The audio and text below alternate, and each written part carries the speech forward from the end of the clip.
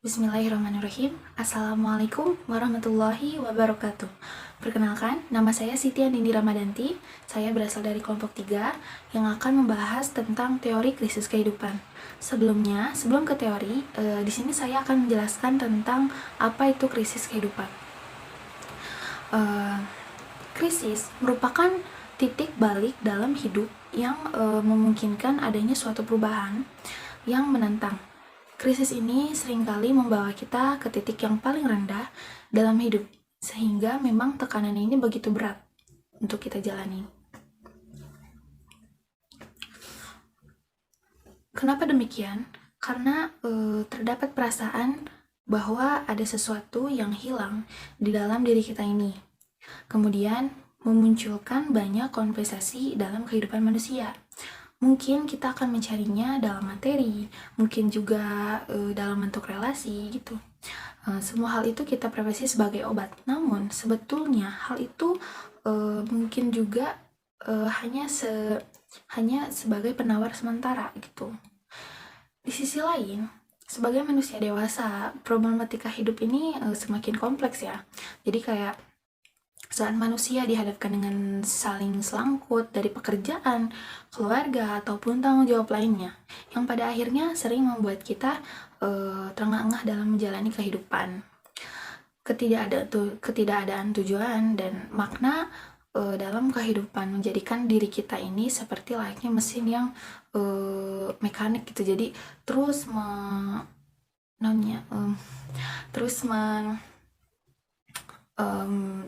membuat diri kita ini terus-terusan untuk beradaptasi dengan hal-hal yang memang berat, sulit untuk kita itu. Itu secara singkat tentang pengertian dari krisis kehidupan itu seperti apa. Nah, ada pula nanti akan dijelaskan oleh rekan saya teori tentang krisis kehidupan yang dimana ada tokoh ada beberapa tokoh yang menjelaskan secara detail tentang apa ini krisis kehidupan gitu, dari teori dalam hidup individu dari yang dikemukakan oleh M. Crowley dan A. Van Gennep. Nah, teori ini itu menyatakan bahwa selama hidupnya manusia mengalami berbagai krisis yang sangat ditakuti oleh manusia itu sendiri itu, sehingga menjadi objek perhatiannya. Itu nanti diperjelas lagi oleh rekan saya. Baik, cukup sekian tentang pengertian apa itu krisis kehidupan dan sekilas tentang teori pembahasan yang akan dibawakan oleh kelompok kami ini. Mungkin cukup, terima kasih. Izin untuk menjelaskan teori masa kini. Teori ini diambil dari M. Crowley dalam bukunya yaitu Tree of Life pada tahun 1905. Kemudian dari E.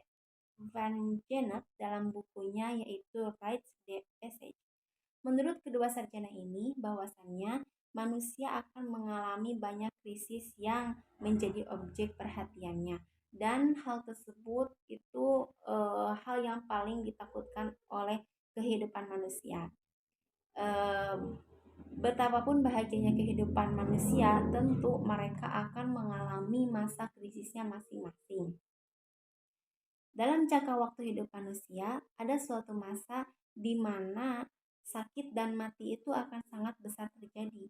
Misalnya pada masa kanak-kanak, pada masa peralihan pemuda ke dewasa, kemudian pada masa kehamilan, dan lain sebagainya. Kemudian bagaimana cara menghadapi masa krisis itu? Dalam menghadapi masa krisis itu, yang perlu manusia lakukan yaitu untuk memperteguh hati dan dirinya dengan keimanan. Mungkin itu saja yang dapat saya sampaikan dan yang selanjutnya akan dijelaskan oleh Dede Aji.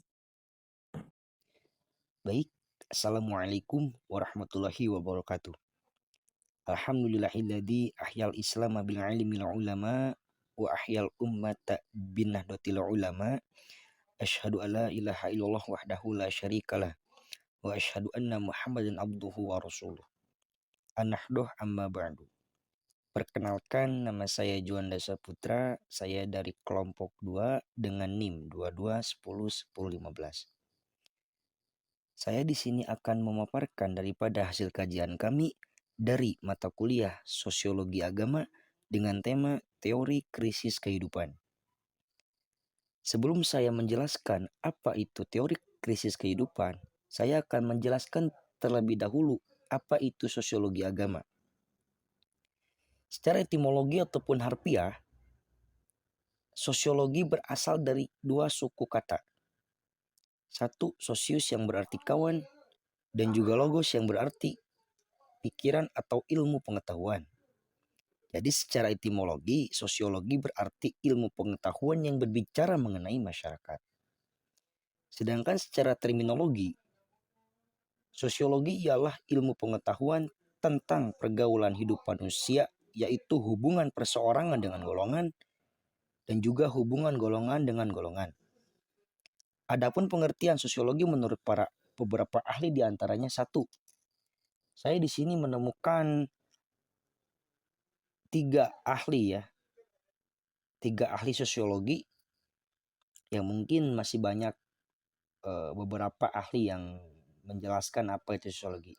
Tetapi saya di sini akan menjelaskan daripada 3 ahli. Satu daripada Ogmurn dan juga M.F. Nimkov dalam buku mereka yang berjudul Handbook of Sociology memberikan definisi sosiologi, yaitu sosiologi is the scientific of social life. Yang maksudnya sosiologi adalah studi secara ilmiah terhadap kehidupan sosial.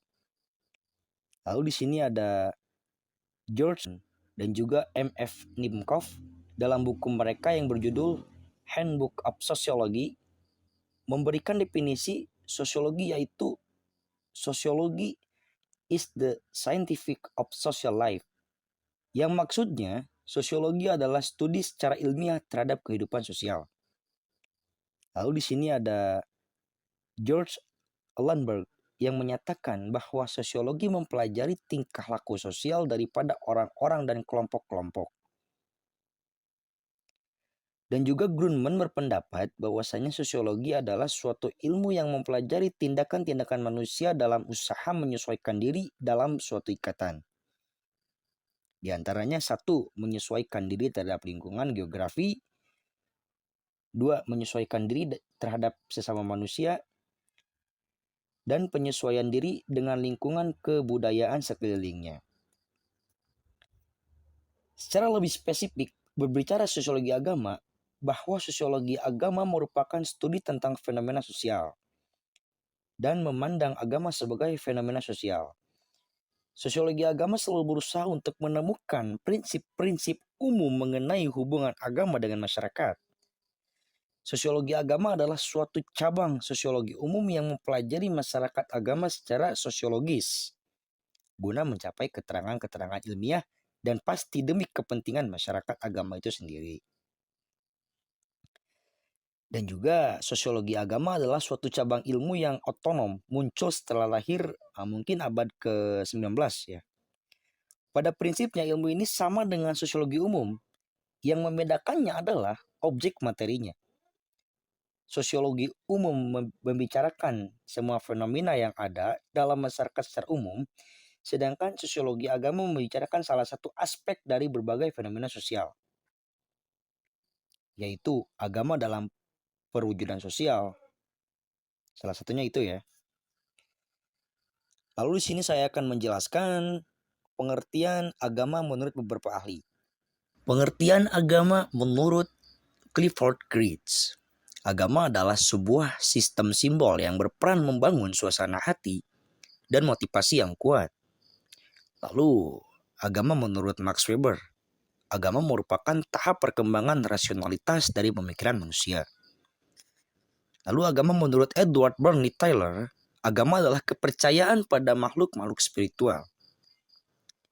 Pengertian agama menurut Freud dan Marx, agama adalah kepercayaan yang dimiliki manusia kepada para dewa. Lalu pengertian agama menurut Evan Pritchard dan Geertz, agama adalah sebuah hubungan yang benar dengan dunia mistik yang terletak di balik dan di luar kehidupan biasa. Baik, di sini saya akan menjelaskan daripada tema inti, yaitu teori krisis kehidupan. Masa krisis dalam hidup individu. Teori ini berasal daripada Dead M. Crowley dalam bukunya dengan berjudul The Truth of Life pada tahun 1905, yang kemudian diuraikan secara luas dan terperinci oleh Van Gennep dalam bukunya yang berjudul Rites the Passage tahun 1910. Menurut kedua para ahli tersebut, dalam jangka waktu sejarah hidupnya, manusia mengalami banyak krisis yang terjadi dalam masa ke masa. Krisis tersebut menjadi objek perhatian manusia dan sangat menakutkan. Betapapun bahagianya seseorang, ia harus ingat akan kemungkinan timbulnya krisis dalam kehidupan. Berbagai krisis tersebut, terutama berupa bencana seperti sakit dan maut, yang sangat sukar dihindari. Ya, perlu kita ketahui bahwasanya maut itu atau bencana ya atau sakit itu kita tidak tahu kapan datangnya kepada diri kita. Bencana tadi sangat sulit dielakkan karena selama hidupnya ada beberapa masa krisis. Manusia butuh sesuatu untuk memperteguh dan menguatkan dirinya. Perbuatan yang berupa upacara sakral pada masa krisis merupakan pangkal daripada keberagaman manusia. Baik, alhamdulillah. Saya sudah memaparkan hasil daripada kajian kami, yaitu tema teori krisis kehidupan dari mata kuliah Sosiologi Agama. Mohon maaf bila ada kesalahan. Sekian dari saya. Wallahul muwaffiq ila aqwamit thoriq. Wassalamualaikum warahmatullahi taala wabarakatuh. Baik, bismillah. Assalamualaikum warahmatullahi taala wabarakatuh. Hamdan wa syukranillah, wassalatu wassalamu ala rasulillah wa ala alihi wa sahbihi wa mawalah, amma ba'du. Baik, pada video kali ini di sini saya akan melanjutkan penjelasan yang telah dipaparkan oleh rekan saya mengenai krisis kehidupan atau teori krisis kehidupan. Baik, dari penjelasan yang telah disampaikan oleh rekan saya, kita bisa dapat menarik kesimpulan bahwasannya dalam teori krisis kehidupan ini manusia itu adalah makhluk yang rapuh, manusia itu adalah makhluk yang sosial, manusia itu adalah makhluk spiritual. Oleh karena itu, ketika kita bisa memahami tentang teori krisis kehidupan, kita bisa berpendapat bahwasannya kita akan mengalami titik krisis yang mana kita tidak selamanya sehat dan kita tidak selamanya hidup. Maka hargailah sehat kita dan hargailah kehidupan kita dengan sesuai yang telah diajarkan kepada kita bahwasannya kita ini hidup untuk beribadah. Sekian kesimpulan yang saya dapat tarik dari penjelasan pada teori krisis kehidupan kali ini. Sekian dari saya. Wassalamualaikum warahmatullahi taala wabarakatuh.